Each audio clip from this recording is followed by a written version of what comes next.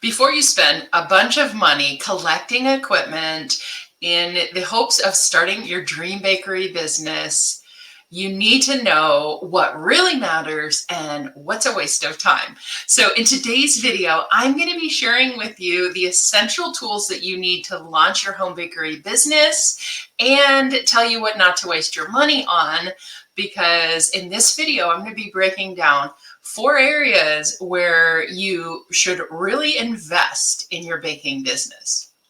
Now, if we haven't met yet, my name's Allison. I started my career 30 years ago as a home-based baker, and that foundation launched an entire career of owning retail shops and really becoming a baker. That's what I do, and now I help other bakers do the same thing. So I'm passionate about baking, and I hate to see people waste their money and waste their time.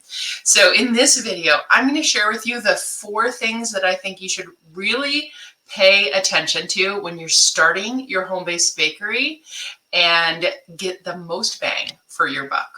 All right, so let's dive into today's video. And while we're getting these slides pulled up, go ahead and like and subscribe if you want more home bakery business tips in your YouTube feed.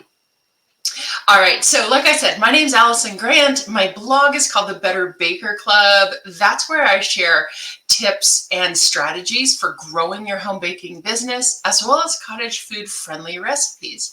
And if you are interested in learning more about today's topic, then I have a complete list on the blog of over 25 essential tools for your home baking business. But in this video, we're going to focus on the top 4 that are really worth paying attention to.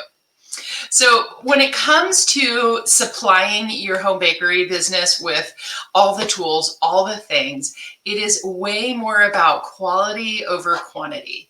And at this point, if you're in the planning stages or you're just getting started, then you might not even know what your niche is going to be, what your specialty is going to be.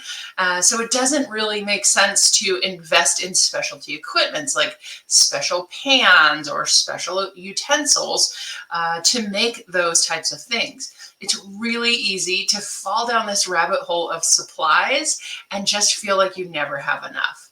I know when I was in that stage before I started my home bakery business, it was just this dream in my head. And at one point I thought I was going to do catering. So I bought this stack of like 10 stainless steel trays or sterling silver trays. Thought that would look like really nice with my pastries on it. And I just kept hoarding bakery equipment, and I never use those trays. So think about quality over quantity, and if you don't know what you're going to sell yet, then hold off on buying that specialty equipment. So like I said, over on the blog at Better Baker Club, you can find the whole list of my essential tools, and I'll link it in the description box below as well. So let's start with the heart of your bakery. It's the mixer. Whether you use a stand mixer or an electric mixer, or even what brand of mixer, is a personal decision. Sometimes it depends on what kind of baking you're going to be doing. Obviously, if you're a bread baker, then a handheld electric mixer is not going to work for you. And if you are doing delicate chocolate work, then you might not need the stand mixer. But I can tell you that some sort of mixing is going to be required. So you want something that's going to hold up. And this is an area where it's a really good idea to invest in quality. Now, I've always been a fan of the KitchenAid mixer. I've currently got 2. I've got an 8-quart mixer and a 6-quart mixer. And it's nice to have a backup. I've burned through several of those KitchenAid mixers, and it can be really anxiety inducing when your mixer goes out and you have an order that you need to prepare, and you don't want to run down to the store and pay full price on the next replacement mixer. So keep your eyes open for a nice used backup model. If you're using a stand mixer, they can be pretty expensive. So I like to be prepared and have a backup, even if I don't think I'm going to need it.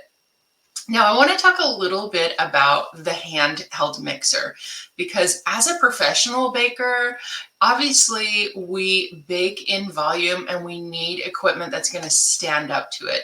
So I never really considered a handheld mixer a piece of equipment that I would be interested in just because I like to bake in volume and I like professional quality. But I do want to tell you that it is really helpful to have a handheld mixer as part of your equipment inventory because there are times when you just need to do something simple, like some icing for your cinnamon rolls. If you've got bread dough in your stand mixer and you want to move on to your next task, there are plenty of jobs that you can do with a handheld mixer. I also like a handheld mixer because you can just purchase a larger size bowl and mix a double batch or a triple batch of something. As long as you can get that mixer in the bowl, then you can get your mixing done. So if you're thinking about making, let's just say quick breads like a pumpkin bread or a banana bread, and you want to mix a large batch of it, well, you're kind of limited when it comes to the stand mixer, you're limited to the bowl size. But if you have a handheld mixer and it happens to be a recipe that does mix well with the beater attachment on the handheld mixer, then yeah, you can just get a larger bowl and mix a bigger batch of things. So don't write off the handheld mixer just because it doesn't have the horsepower of the stand mixer. Now, while we're here on this topic, consider the type of baking that you're going to be doing and make sure that you have the attachments for your stand mixer to mix your recipe accordingly.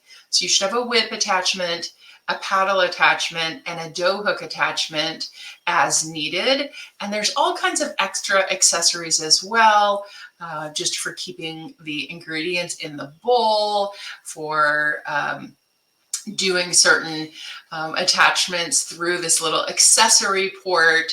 Those are things that you might decide later on down the road, but it is a good idea to at least have the essentials covered with the types of attachments that you have. So the mixer is pretty much the heart of your baking business, and it is worth putting some money into. So next up, I want to talk about how you're going to measure your ingredients. Now, as a hobby baker who is turning into a professional baker or hoping to turn into a professional baker, your recipes probably look like you might find on Pinterest, which is a cup of this, a teaspoon of that, and that's how you learn to bake. But as you're transitioning into a professional baker, it's important to be extremely accurate. You want to be accurate for a couple of different reasons. Number one, you can't afford to make mistakes and to mismeasure things or to inaccurately measure things and not have consistent results. If you have a customer who loves your banana bread, you want it to turn out the same way every time. And having your ingredients weighed instead of measured by volume is a good way to get consistent results. Another reason that you may decide to start measuring or weighing your ingredients instead of measuring them is because weighing your ingredients is an easier way to price your recipes. So if you know how much you pay for a 5-pound bag of flour, then it's very easy to break that down into ounces because there's 16 ounces in a pound. And a 5-pound bag of flour is 80 ounces. If your recipe takes 4 ounces of flour, it's much easier to convert that information than it is to say 3/4 of a cup of flour and say how much that costs you. So you don't always have to bake to prepare your recipes on the scale, but you should know the weight of all your ingredients in your recipe, and for that matter, the yield as well. So as you're portioning your recipe, you're going to want to be super accurate in your portioning, and that's where a food scale helps as well. So if you're making, we'll just stick with the pumpkin bread recipe. If you're making a pumpkin bread, you want each loaf to be the same size, and you can take your loaf pan, put it on your scale, use the 0 button or the tare button so that it doesn't include the weight of the pan, and then put the number of ounces of batter into your pan that you've decided is the right amount for it to bake the way you like it. So maybe it's 8 ounces, 12 ounces of batter in that pan. Each pan will have the same amount of batter. It also helps for accurate pricing and just consistency straight across the board. So consider investing in all 3 different types of measuring equipment: liquid measuring cups, dry measuring cups, and a high quality food scale. Now, the next area that I want you to think about as you're planning your baking business is, where are you going to put all of the products that you bake? So if you're baking from home, you have a limited amount of space in your home kitchen, and all of these products need to go somewhere. And having pans of baked goods taking up your counter space isn't efficient use of your area. So you should really consider investing in some type of cooling rack or organizational equipment to help you store your sheet pans and your baked goods as it's coming out of the oven. So there's a couple different varieties that you can use. You can use a stacking tiered rack like the one pictured here. These are great for sliding a whole sheet pan onto, or just placing your baked goods directly on them. This one's collapsible, so it can be put away in a cabinet when you're not baking. And then you can go up onto the higher end of professional cooling equipment and get one of these racks for sliding your sheet pans into and just staying organized with where you're putting your baked goods as you're decorating them or as they're coming out of the oven and cooling. Having a place to put something is a really important decision that you need to make as you're planning how you're going to use your space and how you're going to stay efficient in that area. Next up, I want to talk about how you're going to print your home bakery labels. Now, as cottage food bakers, we're required to label our ingredients. And this is one of the areas where bakers will ask me, like, how am I supposed to do this? It's sort of an afterthought for many bakers. And labeling your products can be time consuming. Not only do you have the label for your logo, but you also have your cottage food law required labels, which are different for each state. And those labels have to contain a certain amount of information. It can be extremely time consuming to get your labels printed, and you may not realize how much work that takes. So my current favorite way to label is with the Munbin Thermal Label Printer. I love this one because it does not require ink. It does not require paper. You're literally placing your label templates in there, and it prints using heat. So you never have to replace the ink, and it prints really quickly. So it is a great asset to you as you're getting started, because it makes light work out of printing all those labels. You can use it to print your logo label. You can use it to print your cottage food label. You could even put your QR code on your label and really maximize the space that you have available to you. So investing wisely in your home bakery business as you're getting started is going to help you build your bakery on a solid foundation. So consider what you're using to mix your ingredients with, and invest in a high quality mixer. Remember that measuring is all about accuracy, and the best way to be accurate with your measuring is by using a food scale.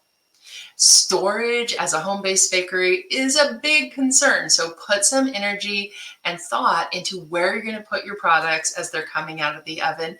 And then finally, Labeling your baked goods is sort of an afterthought for so many bakers, but I want to encourage you to give it some real consideration now and plan for investing in a good quality label printer. Now, of course, you can find all of my 25 different tools and equipment that I recommend for getting started. I've got some links in there as well. So if you liked any of the things that we talked about in today's video, hop on over to thebetterbakerclub.com or the link that I put below this video, and you can read the whole blog post for yourself. All right, I hope that helped you to get a little bit more clear on the types of things that you need to invest in for getting your home bakery business started. And I would love a like and a follow so that you can connect with me and I can help you get your home bakery business started. Thanks for watching, friends, and I'll see you over in the next video.